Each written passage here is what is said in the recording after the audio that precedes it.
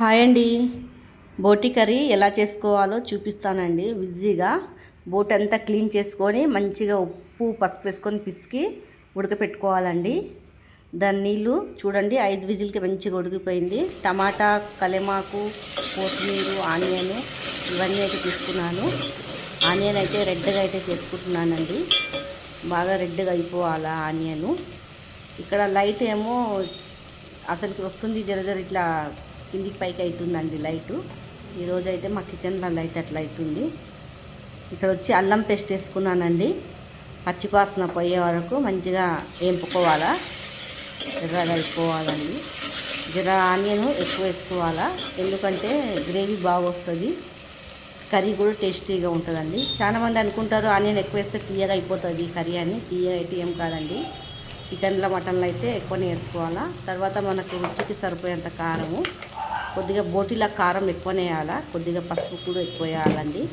పచ్చి వాసన పోయే వరకు మంచిగా కలుపుకోవాలి. దాన్ని ఉడకపెట్టుకున్న బోటికి నీళ్ళు అయితే తీసేసుకోవాలండి. పక్కకి తీసేసుకొని తర్వాత ఈ బోటి అనేది నీళ్ళైతే ఏం పారేయొద్దండి. ఆ నీళ్ళు అట్లనే పెట్టుకోవాలా. మళ్ళీ ఇంకేస్తా నీళ్ళు పోయొద్దు. ఉడకపెట్టుకున్నాం కదా. బోటి అయితే వేసేసుకుంటున్నానండి.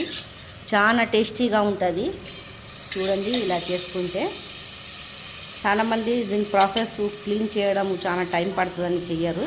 బిజీగా చేసుకోవచ్చండి. చిన్న చిన్న ముక్కలు కొట్టుకొని వచ్చి ఉడుకు నీళ్ళు వేసేసి మంచిగా పిసికేస్తే పసుపు ఉప్పు వేసి నీట్గా క్లీన్ అయిపోతుందండి. అది చాలా టేస్టీగా ఉంటుంది కర్రీ. మనకు రుచికి సరిపోయేంత సాల్ట్ అయితే వేసుకుంటున్నాను. వేసుకొని ఉప్పు కారం పసుపు అంతా పట్టేటట్టు జరసేపు అయితే ఫ్రై అయితే చేయాలా. ఇలా చేసినాక మనము కొద్దిగా స్మెల్కి ఏమో కల్లేమాకు అయితే వేసుకోవాలండి. చాలా బాగుంటుంది.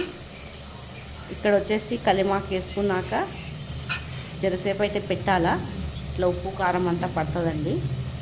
పెట్టాక టమాటాలు కోసి వేసుకోవాలా. చిన్న చిన్న ముక్కలు టమాటాలు అయితే వేసుకున్నానండి. ఈ వీడియో టమాటా వేసేది మిస్ అయిపోయింది. తర్వాత ఉడకపెట్టుకున్న నీళ్ళే పోసానండి. ఇంకా ఎక్కువ నీళ్ళు అయితే పోయలేదు.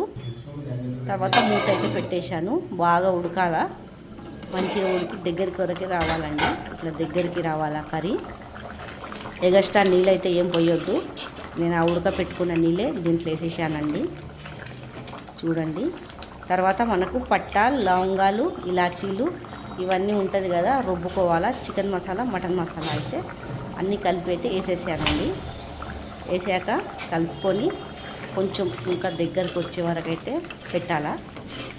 మంచిగా కొంచెం ఉడకాలండి. బాగా నీళ్ళుగా ఉంటే ఉడకాల. దగ్గరకు మసాలా వేస్తే అంతా దాంట్లో పడుతుందని మసాలా అయితే వేసేసుకోవాలా. తర్వాత మూత పెట్టి ఒక 5 నిమిషాలు పెట్టాలండి దగ్గరకు వచ్చే వరకు. దగ్గరకు వచ్చేసాక కొత్తిమీర వేసుకొని దింపుకోవాలండి. చాలా టేస్టీగా అవుతుంది. చూడండి ఎలా దగ్గరకు అయిపోయిందో కర్రీ. చూడండి, వేడి వేడి అన్నం వెంబడి తింటే సూపర్ ఉంటుందండి బోటి కర్రీ అయితే. మీ ఎంతమందికి బోటి కర్రీ ఇష్టం ఉన్నదో కామెంట్, లైక్, సబ్స్క్రైబ్ అయితే చేసుకోండి.